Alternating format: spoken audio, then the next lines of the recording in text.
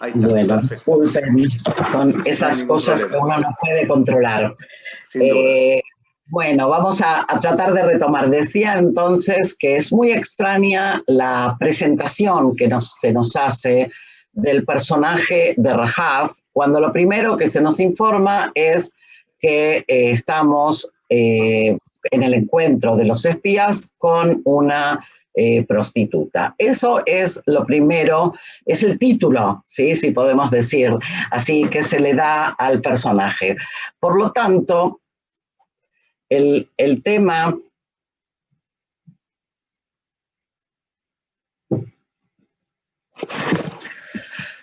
va a presentar una dificultad en cuanto a la interpretación. Nosotros vamos a ver que en la tradición judía hay dos grandes vertientes interpretativas. Una primera vertiente interpretativa que va a poner el énfasis en el momento del arrepentimiento de Rahab, en el momento en que Rahab va a recibir, ¿sí?, al Dios de Israel. Como que toda la historia previa queda borrada, por decirlo de alguna manera, en el momento en que Rahab se asume a sí misma como que abandona la idolatría.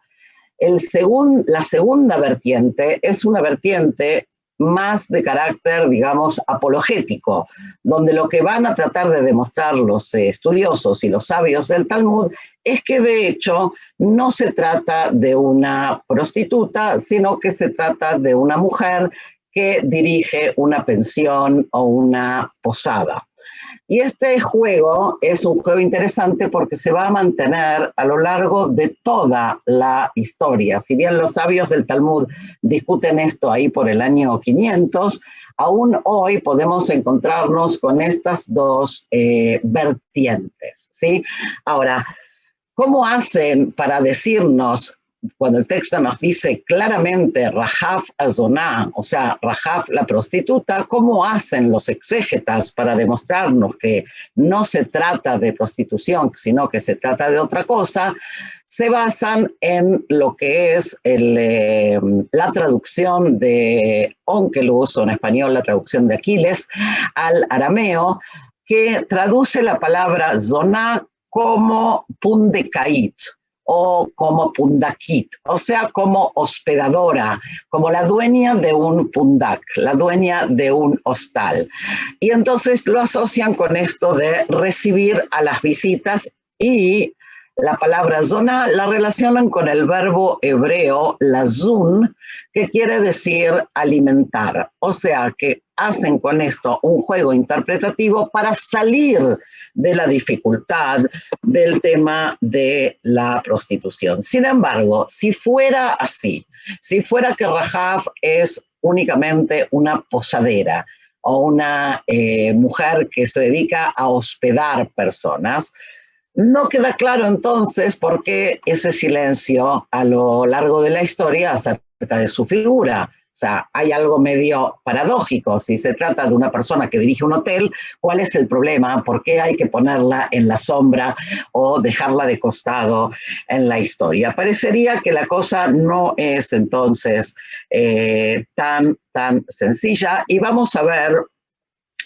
que hay aquí algunos intentos exegéticos muy interesantes que enseguida vamos a tratar de ver. Lo que hace la exégesis, como siempre, es tratar de llenar esas lagunas, esos silencios que el texto no nos dice, porque de hecho lo único que el texto nos va a decir es que cuando el pueblo de Israel conquista Jericó, Rahab va a ser salvada, o su vida va a ser cuidada, y no sabemos absolutamente nada más acerca de qué es lo que pasa con Rahab posteriormente. Vamos a ver, si me permiten, vamos a tratar de ver juntos los versículos. ¿Ok?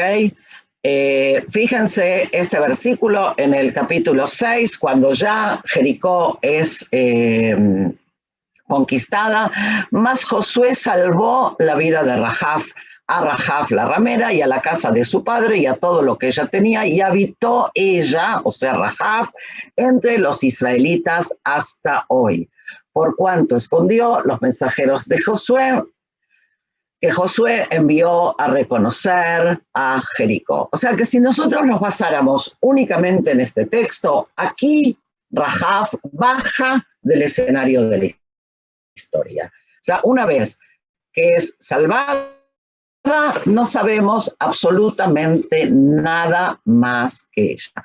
Sin embargo, los sabios del Talmud se preguntan qué pasó después con Rahab, porque no parece lógico que una figura tan importante que ayuda al pueblo a entrar a la tierra prometida, que ayuda a realizar la promesa de Dios, en definitiva, no puede ser que un personaje así descienda del escenario de la historia. Entonces, van a decir los sabios, fíjense qué interesante, en el Tratado de Megilá 14b en el Talmud, que Rahab se convirtió y se casó con Yoshua, con Josué. Y por lo tanto, después vamos a ver aquí, Hulda descendió de Josué, etcétera, etcétera, después vamos a ver.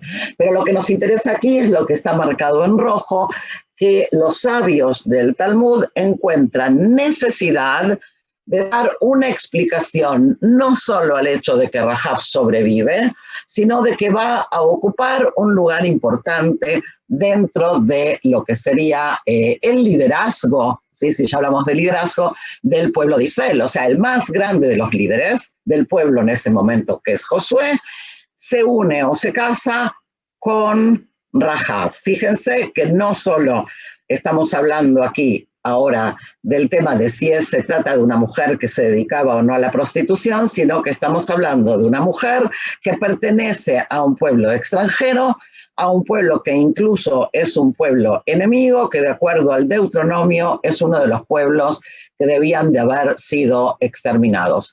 Y aquí hago un paréntesis para marcar un simple paralelismo que vale la pena pensar entre Moisés, que se casa con una extranjera que es Zipora, y Josué, que se casa también con una extranjera que es Rahab. Las dos figuras centrales de la historia de la liberación del pueblo, de la historia del Éxodo, se casan o, digamos, se unen en una pareja con alguien fuera del pueblo, y creo que esto es un dato importante e interesante para tener en cuenta.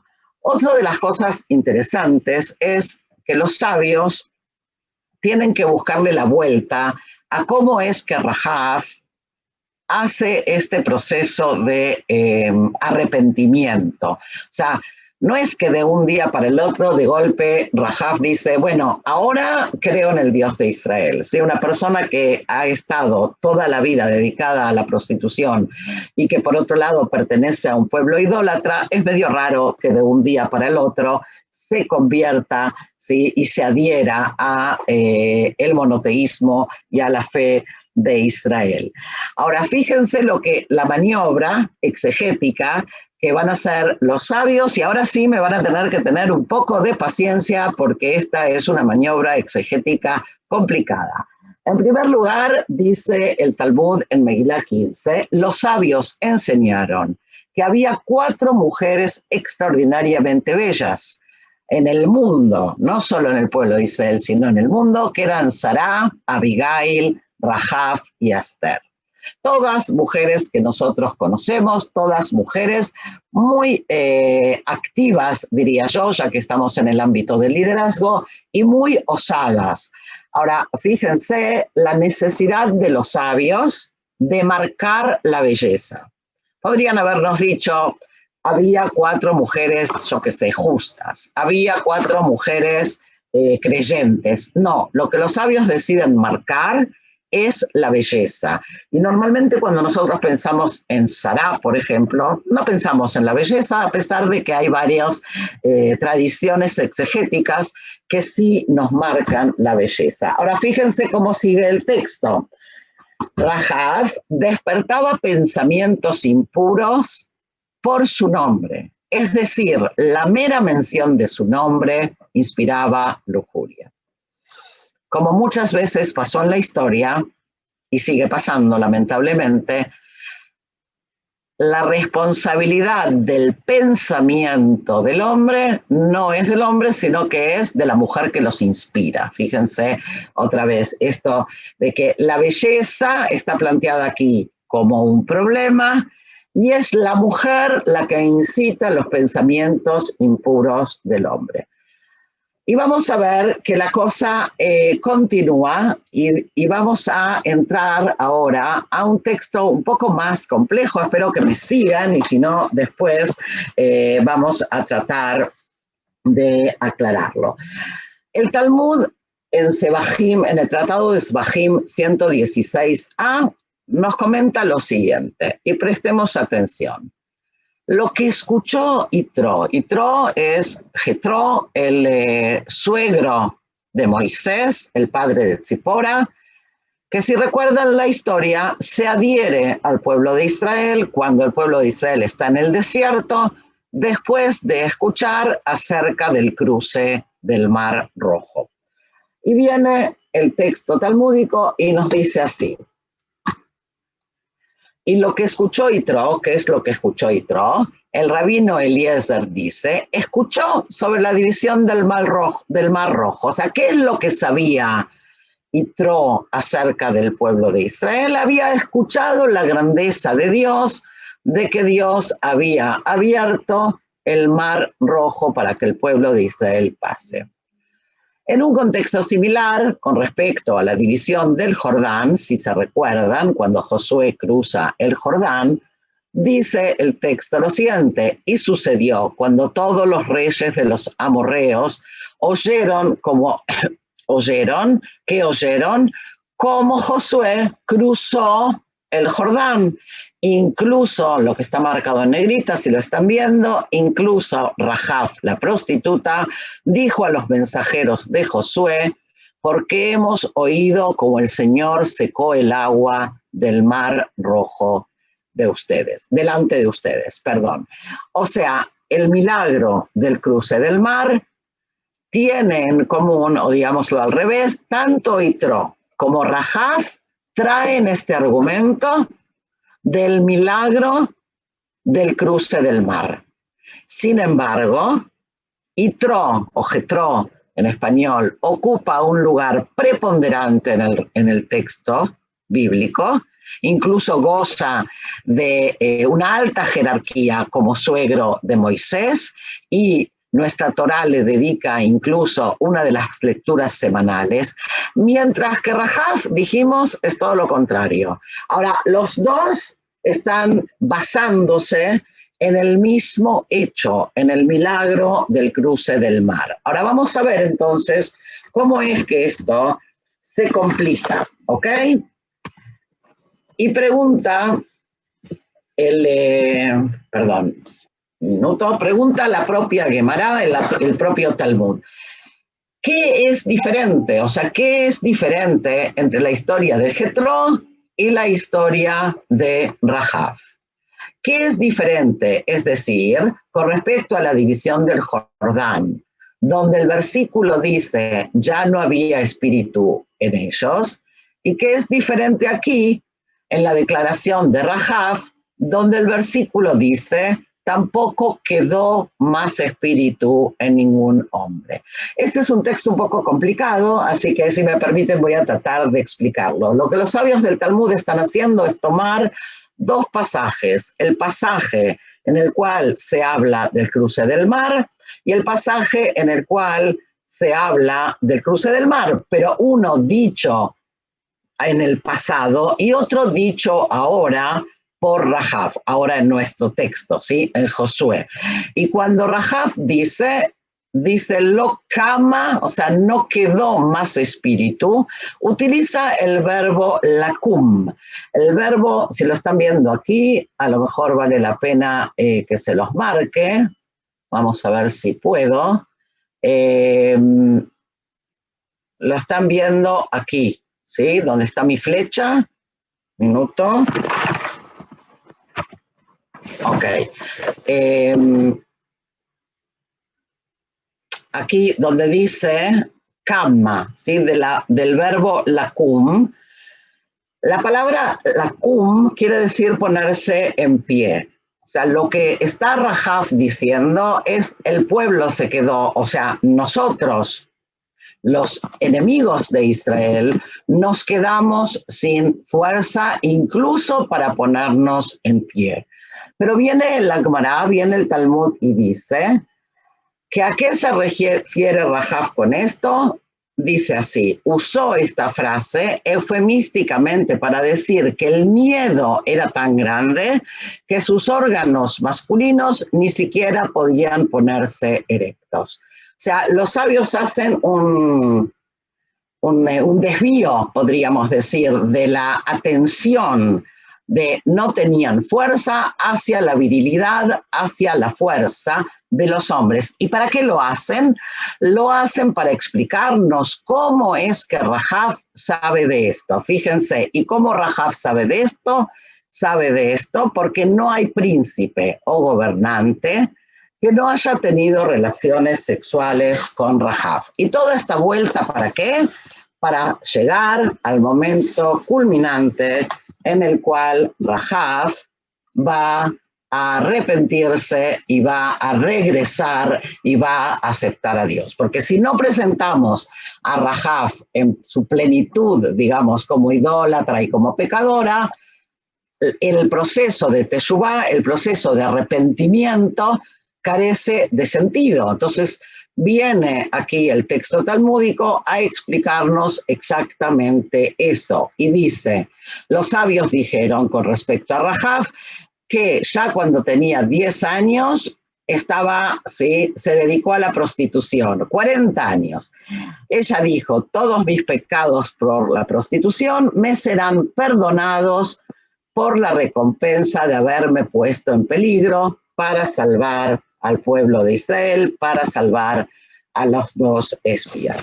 Ahora, yo voy a detenerme un instante aquí en esta parte del texto para ir cerrando esta primera parte. Lo que trato de decir, y espero que haya quedado demostrado, es que de alguna manera el hecho de que los sabios se hayan confrontado tan enredadamente, digamos, y tan profundamente con la imagen de la prostitución, tiene que ver con la dificultad de aceptar el proceso de arrepentimiento, ¿sí? O el proceso de transformación, podríamos decir, de Rahab. Entonces, en el mismo, en hebreo decimos en la misma neshima, en el mismo aliento, nos hablan de la transgresión, pero nos hablan también del arrepentimiento. Y a partir de ese momento, entonces, los textos van a enfatizar ese momento del compromiso de Rahab con el pueblo de Israel, con el Dios de Israel. Y ahí entonces el Midrash va a ir lejos en el otro sentido, en el sentido de enaltecer la figura de Rahab. O sea, lo que empezó como un problema va a llegar a su punto, digamos, más alto, cuando los sabios del Talmud van a establecer que de la unión de Rahab y Yoshua y Josué van a nacer 8 hijas mujeres que se van a unir a 8 hombres y de los cuales van a surgir profetas y sacerdotes. Si podemos ver un instante más el texto, aquí lo vemos claramente. Minuto. Dice así el texto: 8 profetas, que también eran sacerdotes, descendieron de Rahab la prostituta, y ellos son Nería, Baruch, Zería, Jeremías, Hilquía, el primo de Jeremías, Jarmel, y el padre de Hanamel, Shalum. El rabino Yehudá agrega que también Judá, la profetisa, era descendiente de Rahab la prostituta. Ahora fíjense otra vez cómo, a pesar, ¿sí?, de que nos están hablando de una actitud positiva y están enalteciendo la memoria de Rahab, sigue el texto permanentemente nombrándola como Rahab la prostituta. Y ahí está tal vez el quid el kit de la cuestión, ¿ok? Ahora, vamos a tratar de ver, saliendo un poco del texto, qué quiere decir todo esto, ¿sí? Por un lado, vamos a tratar de resumir.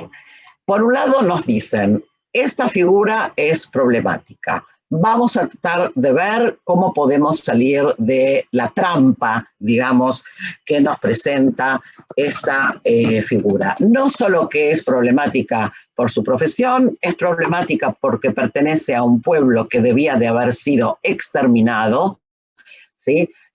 Recuerden tal vez la historia de Ruth, que es un pueblo también con el cual el pueblo de Israel tiene prohibido unirse, ¿sí? Ruth es moabita, o sea que hay aquí un cierto paralelismo cuando pensamos en algunas figuras prosélitas que se van a integrar al pueblo de Israel.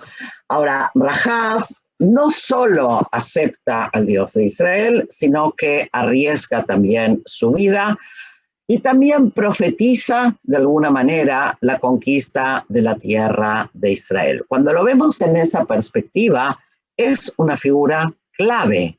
Los rabinos entonces y los sabios del Talmud van a tener que buscarle la vuelta para sacarla de esa imagen negativa, y es un poco lo que acabamos de ver en este último texto que nos hablaba de la descendencia de Rahab con profetas y sacerdotes.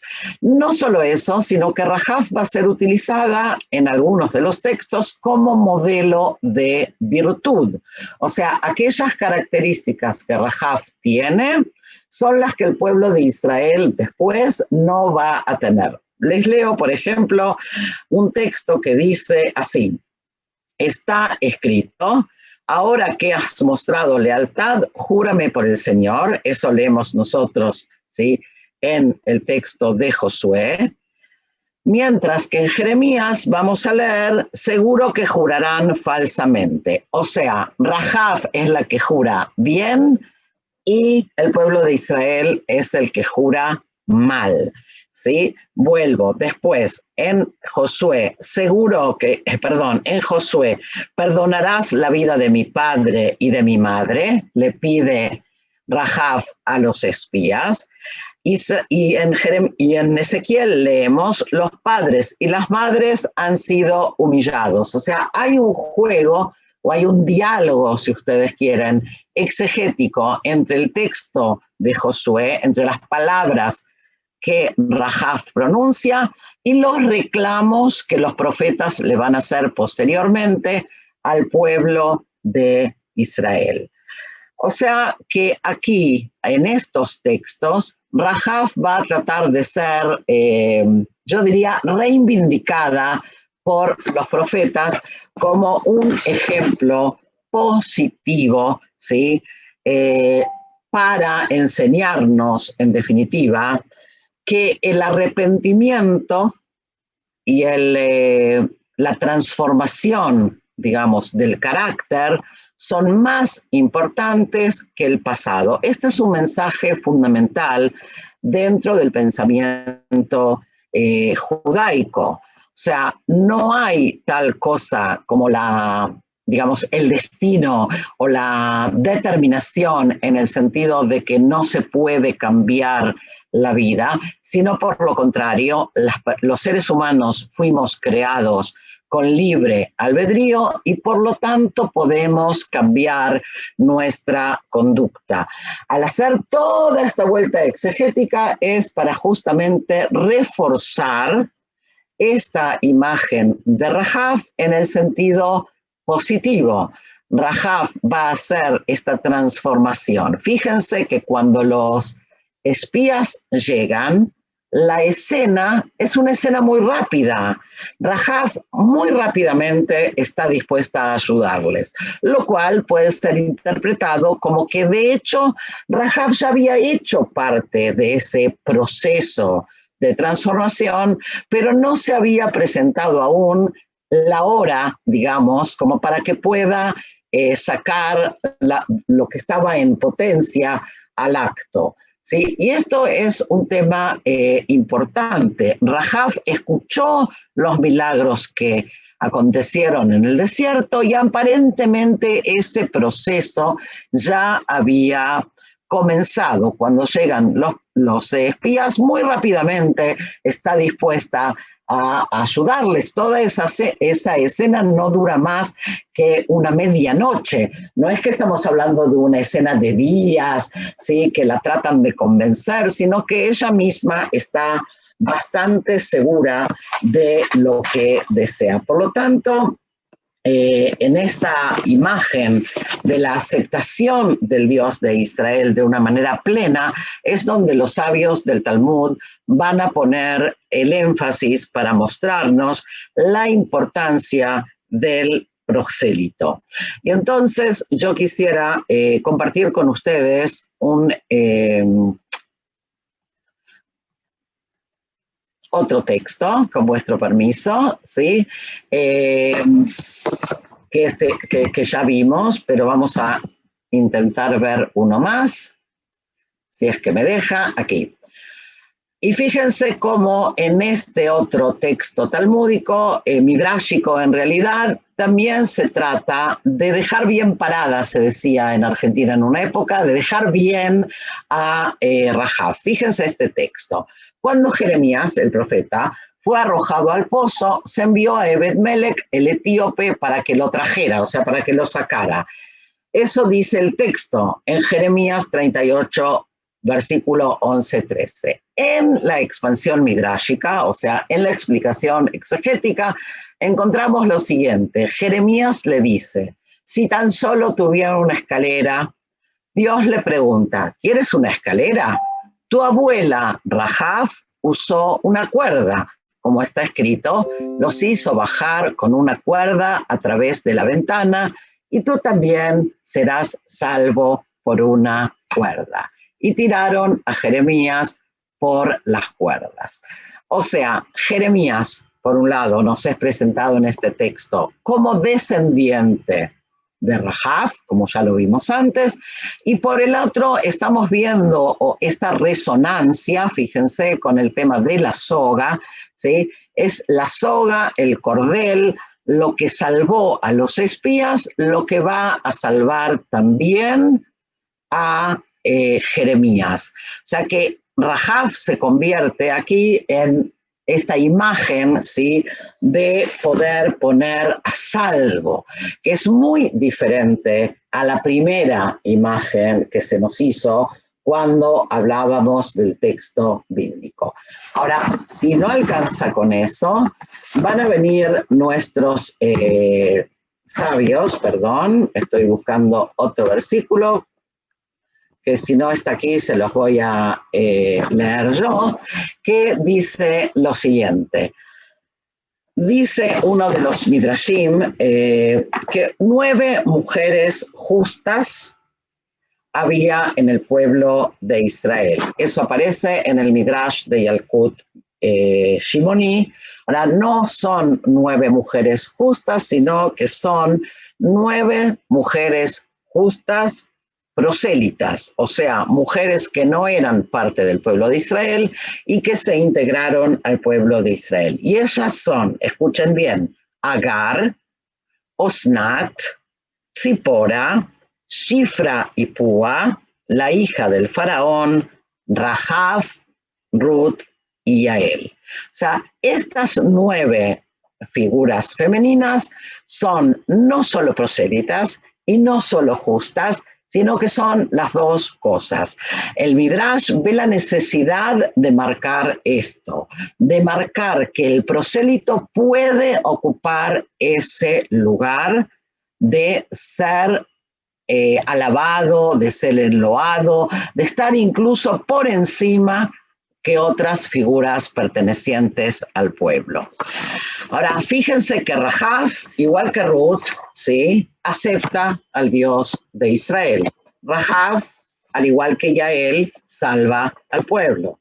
Rahab, al igual que la hija del faraón, se aparta de su propio linaje. Rahab, al igual que Shifra y Púa, las parteras, desobedece de alguna manera la orden del rey. ¿Se acuerdan cuando vienen a buscar a los espías? Y Rahab, al igual que Tzipora se une a Moshe, eso ya lo dijimos antes, se va a unir a Josué.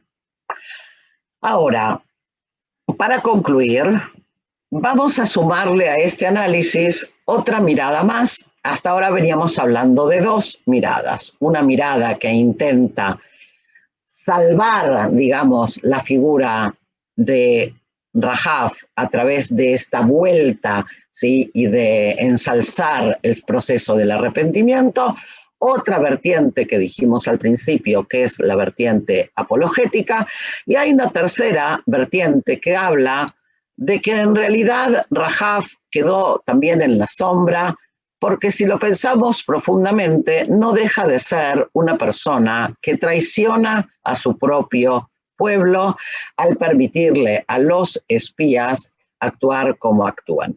Esta es una sutileza importante, pero que vale la pena pensarla, ¿no? O sea, nosotros generalmente no nos gusta hablar de esto, pero si lo pensamos, Rahab es mujer, es prostituta y es traidora. O sea, tiene todos los elementos para ser un personaje que quede, digamos, apartado, aislado, metido en el muro como un poco su propia casa. Sin embargo, otra vez tenemos en el otro lado todos los aspectos positivos de esta figura.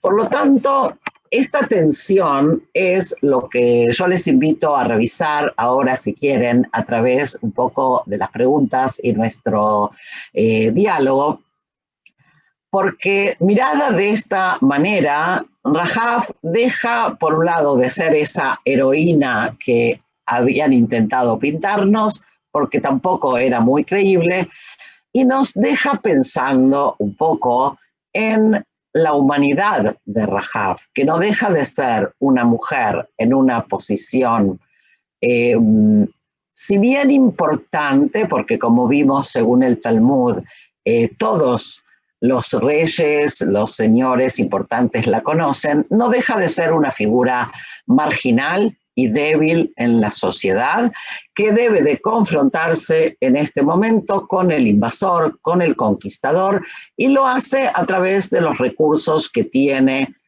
en su poder. De esta manera, un poco intento contestar la primera pregunta que hice, que es ¿por qué Rahab ha quedado a lo largo de la tradición judaica escondida en la sombra? Más allá de la dificultad de los maestros para enseñar el texto, y créanme que los maestros en general tienen dificultad con este texto, vemos que hay aquí varios elementos que son problemáticos o que por lo menos nos plantean un cuestionamiento que vale la pena detenernos y pensar. Entonces, Ariel, si te parece, yo diría que abramos un poco el diálogo. ¿Te parece bien?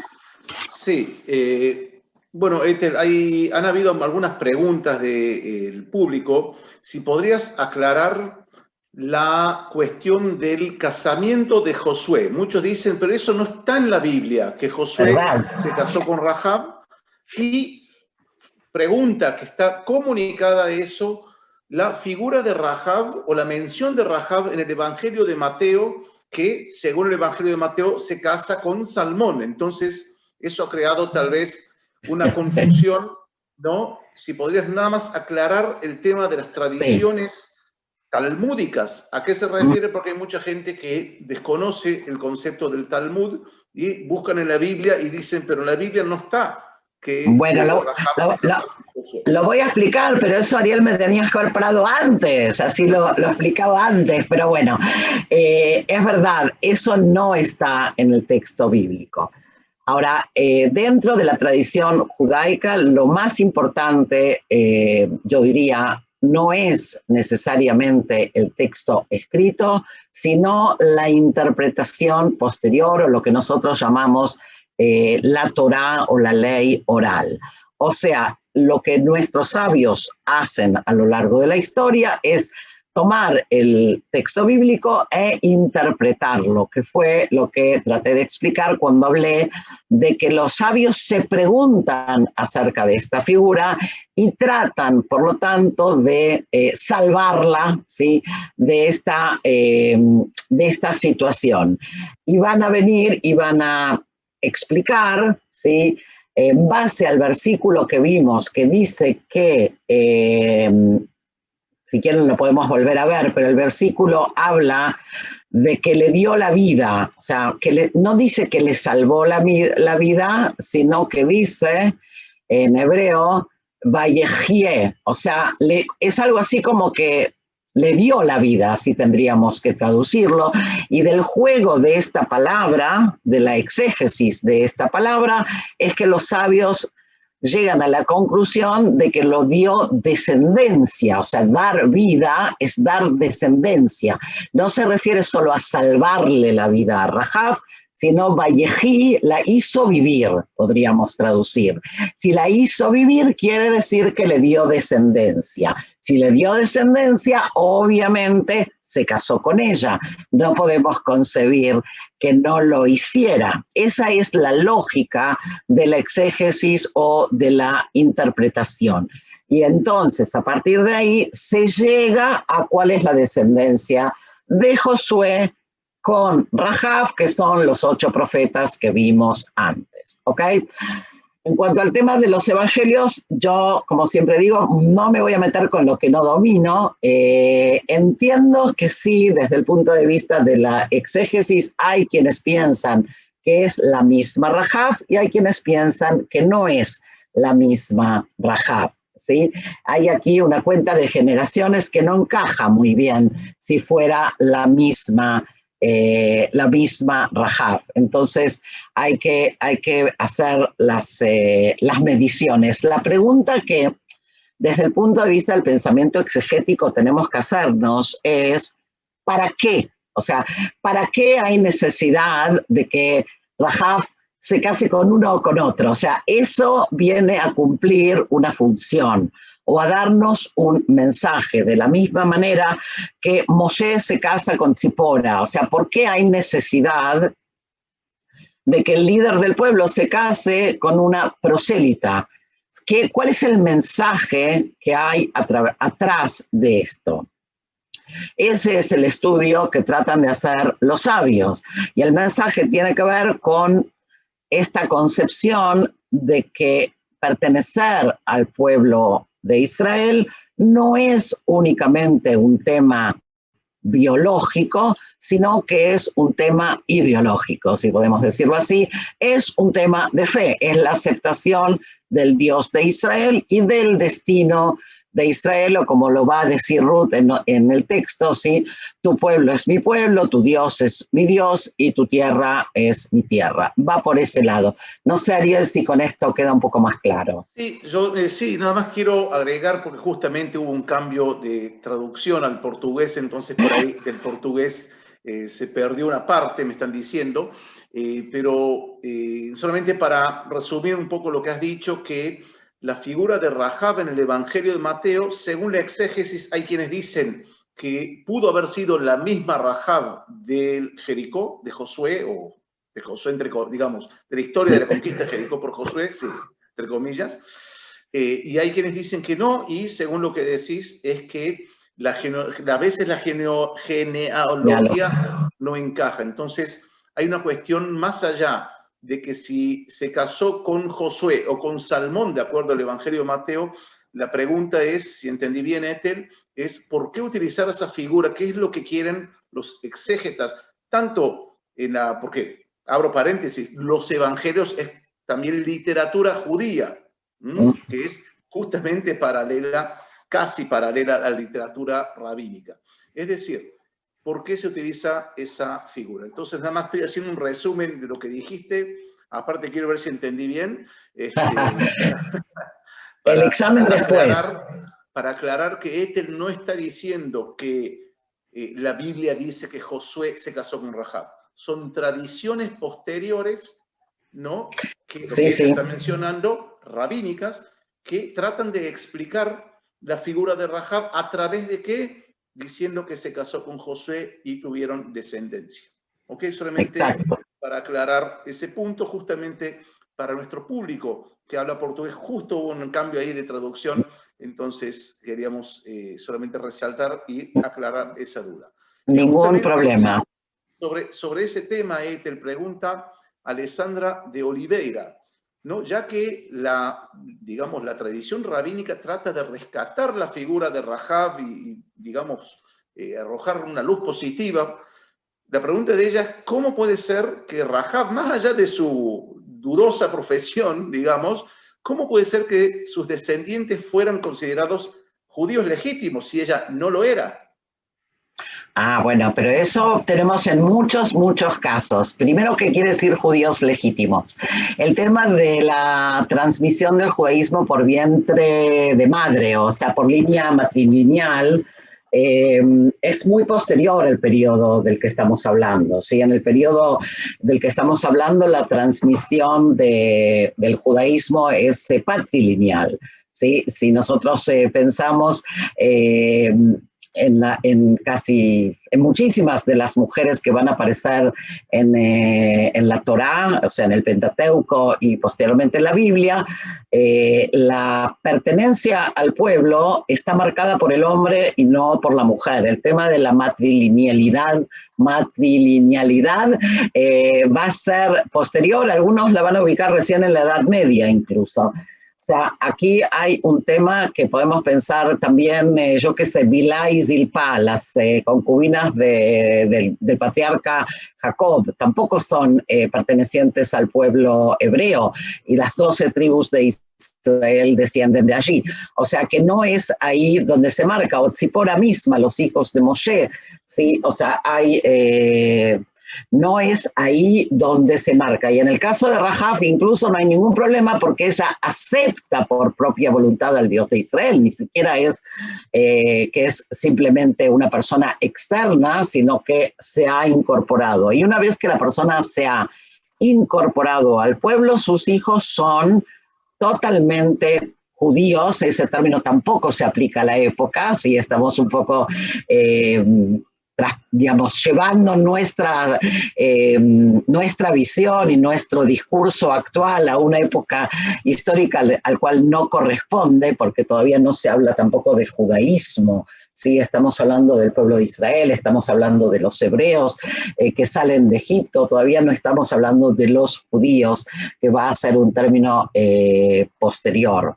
Pero sí, también después, en definitiva, también de Ruth va a descender David, y también de la línea de David va a descender la figura mesiánica. Por lo tanto, no hay ningún inconveniente en eso. Más bien yo diría lo contrario. Hay incluso como unas ganas de reafirmar, señores, aquí lo que marca no es de dónde nació, sino que es lo que la persona asume. Y creo que ese es un mensaje muy importante. Una pregunta, sí, que pregunta Ilana Lubliner. Pregunta así, dice, no quiero ser cínica, pero ¿no será que tal vez Rahab no quería apenas salvarse sin juzgar su profesión o sus decisiones? Era una sobreviviente. ¿Verdad? O sea, esa también es una lectura válida, importante. Por eso yo decía al final esto de que hay una tercera vertiente que la ve como traidora, que no tiene nada que ver con las primeras vertientes, y podríamos ahora agregar una cuarta, ¿sí? Que es una persona práctica que lo que trata de hacer es salvar su propia vida y la vida de su familia. Por eso yo insinué hacia el final, no sé si lo percibieron, esto de que es una mujer en un estado de marginalidad, ¿sí? Porque se ocupa también de una profesión que no la coloca en el centro de la sociedad, y que lo que debe de hacer es preocuparse por su propia vida y la vida de su familia, y lo hace con mucha astucia, con mucha habilidad, y lo logra, ¿sí? En ese sentido se va a unir a otras figuras femeninas que también van a salvar la situación o salvar la vida o salvar sus intereses, como lo querramos ver, a través de una maniobra, podríamos decir, muy inteligente y muy hábil, incluso si pensamos, yo qué sé, en la misma Tamar con Yehudá, ¿no es cierto? O sea, no nos faltan ejemplos de mujeres en la Biblia que actúan con audacia y con inteligencia para guardar sus propios intereses de figuras que están desposeídas y que son débiles. Piensen que también cuando Tamar, por ejemplo, actúa como actúa, con Yehudá, si recuerdan, cuando se disfraza también de prostituta, ¿no es cierto? Otra vez es una figura debilitada al haber quedado viuda 2 veces, sin hijos, en una sociedad patriarcal, y recurre, ¿sí?, a un recurso muy femenino, podríamos decir en ese caso, para conseguir lo que ella aspira, necesita, etc. O sea, que convierte esa debilidad en una fortaleza. De manera muy parecida lo va a hacer Rahab a su estilo, y lo va a hacer Ruth también a su estilo. Esas son como, yo diría, como modalidades que podemos marcar en común, ¿sí?, en estas figuras bíblicas femeninas. Ok, Ethel, pregunta mucha gente si podrías volver a explicar la diferencia entre el concepto de zoná, es decir, el tema de prostituta y dueña de una posada. ¿Cómo? Y hospedadora, dueña de la posada. Sí, dueña de una posada, es decir, sí, Sí. hay mucha gente que quedó confuso, inclusive el tema del ivrit, del hebreo ahí. El hebreo. La palabra zoná, que en hebreo moderno sobre todo quiere decir prostituta, también en hebreo bíblico aparece como prostituta.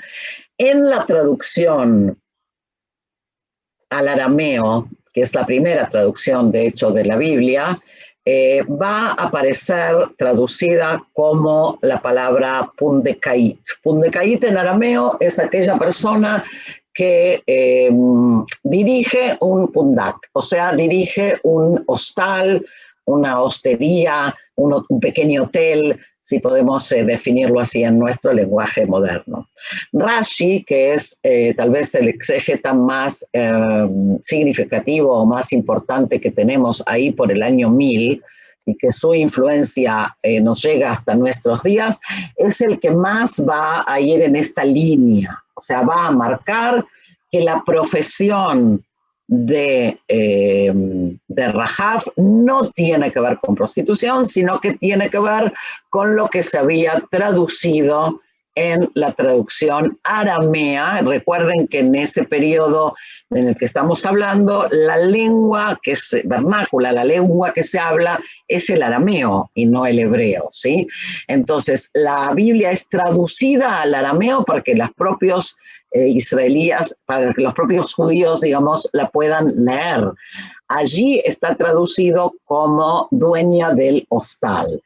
Por otro lado, dije también que la palabra zoná deriva de la raíz zain nun, de la raíz lazun, que quiere decir alimentar. Y de aquí también se basa esta misma explicación, que aquella mujer que tiene el hostal, que tiene la hostería, es también la que les sirve la comida, ¿no es cierto?, a los visitantes del lugar. Esa sería la vertiente, yo digo, ingenua. Es la vertiente a propósito que nos enseñan en la escuela, ¿sí?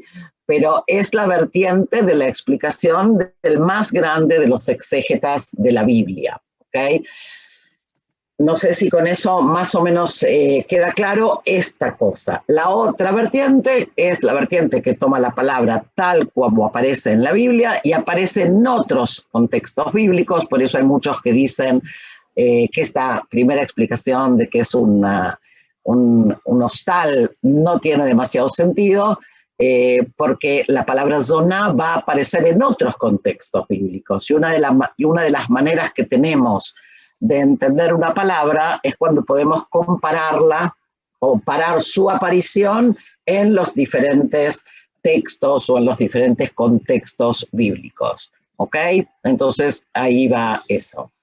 Sí, justamente en ese contexto que estás hablando, pregunta Beatriz Margarita y Cristina Isabel sobre cuál es la primera vez que aparece el concepto de prostituta en la Biblia. ¿En qué contexto? O la palabra zoná o la raíz de la palabra zoná.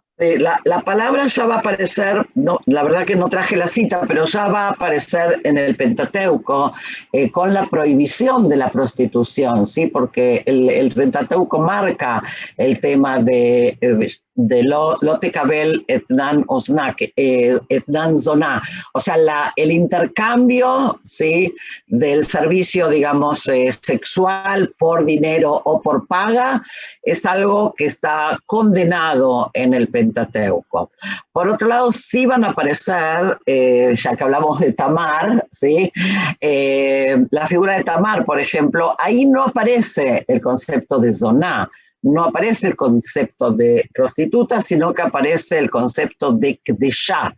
Kdeshá tiene más que ver con algo que existía en la antigüedad, que es algo como la prostitución sagrada, la prostitución ritual, no sé cómo traducirlo exactamente, pero el verbo, o la raíz del verbo tiene que ver con aquello que es, digamos, santificado o que tiene alguna vinculación con los dioses, de lo cual también vemos que Tamar no tenía mucho que ver con la fe tampoco judaica en un primer momento, ¿no? O sea que tenemos aquí, si escarbamos un poquito, podemos estar 4 o 5 horas con muchísimas derivaciones, digamos, a las que nos puede llevar este texto. También vamos a tener la prohibición de los sacerdotes de contraer matrimonio con prostitutas o hijas de prostitutas, ¿sí? El Cohen, el sacerdote, tiene prohibido la unión con una persona que se ha dedicado a la prostitución. O sea que el concepto de prostitución está presente en el Pentateuco y, como mencioné antes también, durante la salida del pueblo de Israel al desierto, con las hijas de Moab, que el pueblo es recriminado por prostituirse e ir con esas mujeres. No sé si con esto más o menos queda más o menos claro el tema. Sí, perfecto. Bueno, justamente mencionaste a Tamar y Silvia Togneri pregunta si había un modo de vestir diferente para prostitutas en los tiempos de Rahab o en los tiempos bíblicos, justamente por el tema de Tamar, que estaba como vestida de prostituta. Parece que sí. O sea, una respuesta así fehaciente no podemos dar, ¿no? Pero aparentemente sí, en el texto de Tamar queda mucho más claro, porque el texto nos dice que se vistió, ¿no es cierto? Que se vistió de kdeshá y se puso a las orillas del camino, y aparentemente sí había una vestimenta que calculamos que tenía que ver con, de alguna manera, llamar la atención y no estar ahí sentada como una más en el camino. En el caso de Rahab no hay ninguna indicación, porque aquí la historia es diferente. Los espías vienen a esa casa, ¿no? Que es también una pregunta que se van a plantear los exégetas. ¿Por qué van justo a esa casa? O sea, ¿por qué los espías deciden ir justamente a esa casa en la muralla y no a otra? Y parte de las explicaciones que van a dar los exégetas tiene que ver justamente con que se conocía la profesión de Rahab. Entonces, sea cual sea la profesión, sea cual sea la profesión, también si se trata de una prostituta o también si se trata de la dueña de un hotel, es una mujer que está en contacto con el mundo, que está en contacto con el afuera, es un lugar donde la información fluye. Y los espías lo que querían era espiar, ¿no es cierto? O sea, lo que los espías querían era enterarse de qué estaba pasando. ¿Qué mejor lugar que enterarse de lo que está pasando en el hostal donde se reúnen los viajeros? Y por eso los exégetas explican que es allí a dónde se dirigen los espías. Sí, bueno, pregunta, hay varias preguntas sobre el tema, entre ellas Natalia Tamagnoni, que pregunta, ¿qué podemos aprender justamente de Rahab y el concepto de liderazgo entonces, en este contexto y en todas estas exégesis, interpretaciones, lecturas? ¿Qué nos El podrías tema, decir desde tu punto de vista también sobre el tema del liderazgo y Rahab? sí, el tema del liderazgo en la Biblia en general, bueno, puedo hablar 2 horas ahora, pero en general el tema del el liderazgo de las mujeres en la Biblia, yo creo que tenemos que mirarlo también con una perspectiva que no es la perspectiva del liderazgo de nuestra época. Nosotros cuando pensamos en un líder estamos pensando normalmente en personas que conducen a otras o personas que la gente las sigue. Las figuras femeninas que podemos llamar de líderes, sobre todo en el Pentateuco, pero también en la Biblia, no son figuras que mueven masas, ¿sí? Sino que son figuras que se destacan, diría yo, como vimos recién con Tamar, por su osadía, por su valentía, por presentar una voz potente en un lugar donde la voz de la mujer, como vimos al principio, si se recuerdan, muchas veces está totalmente silenciada. ¿Sí? Líderes en el sentido más político, más moderno, diría yo, vamos a tener muy pocas. Débora es la que más tal vez sí se va a destacar. Me imagino que van a estudiar también acerca de la profeta Débora. Y también con Sará la exégesis intenta hacer una explicación de que Sará, así como Abraham, digamos, convencía a los hombres acerca de la fe en Dios, dice la exégesis, dice el Midrash, Sará convencía a las mujeres. O sea, era una especie de líder de mujeres, lo mismo que con Miriam, ¿no es cierto? Miriam y el pandero y las mujeres que bailan. Bailar y danzar y alabar a Dios tiene que ver con liderazgo. Algunos van a decir que sí, otros van a decir que no. Por eso yo diría que la perspectiva tiene que ser una perspectiva de atreverse a ocupar un lugar que la sociedad en ese momento no le da a la mujer y que son mujeres que muy activamente reivindican ese lugar, como dijimos antes, también por el cuidado de sus propios intereses, incluso intereses en el buen sentido, o de sus propias necesidades, podríamos decirlo, también a través del uso de recursos que hoy nos pueden parecer extraños. Yo qué sé, si pensamos en las hijas de Lot, ¿cierto?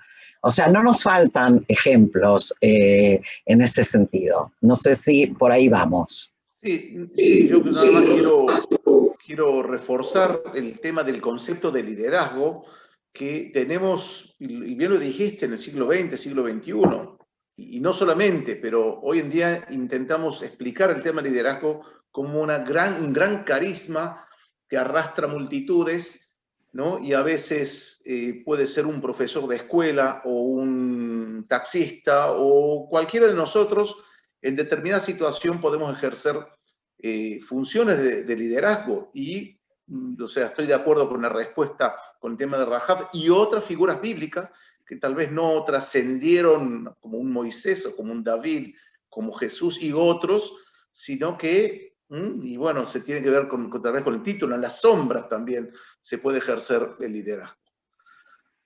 Así que bueno, Ethel, bueno, hay muchísimas preguntas, pero más o menos hemos citado las principales. Has aclarado mucho el tema del casamiento, ¿no? de Rahab o no. Así que bueno, quiero agradecerte por esta conferencia, muy interesante, muy diferente. Es un tema que dudo que se haya investigado tanto a nivel académico y bueno, nos has acercado un resumen de toda esta investigación. Sí. Bueno, muchísimas gracias a ustedes, Ariel, ha sido un gusto. Bueno, gracias, Ethel. Sí quiero a todo el público que habla portugués disculparme por errores de traducción. que hubieron durante la conferencia de Ethel. Así, mis disculpas, esperemos que no vuelva a ocurrir. Y recordarles que los horarios están en los emails que ustedes recibieron, lo mismo que en la página del evento tienen todos los horarios. Ha sido publicado ya hace mucho tiempo y pueden ver ahí todo adaptado, cada uno a su país. Les recuerdo también que las conferencias quedarán grabadas hasta el día 14 de marzo. Así que bueno, nos veremos entonces mañana. No quiero decir horario porque cada país tiene un horario, con la tercera conferencia de este ciclo de conferencias sobre el liderazgo femenino, y mañana estaremos hablando con Marcela Zapata, la doctora Marcela Zapata, directamente desde México, sobre el liderazgo de la mujer en el siglo I, el caso de María Magdalena. Así que se relaciona justamente también un poco con lo que hablamos hoy. Así que bueno, nuevamente Ethel, muchísimas gracias. Muchísimas gracias a ustedes. Y gracias a todos los participantes de esta clase, esta conferencia en vivo. Gracias.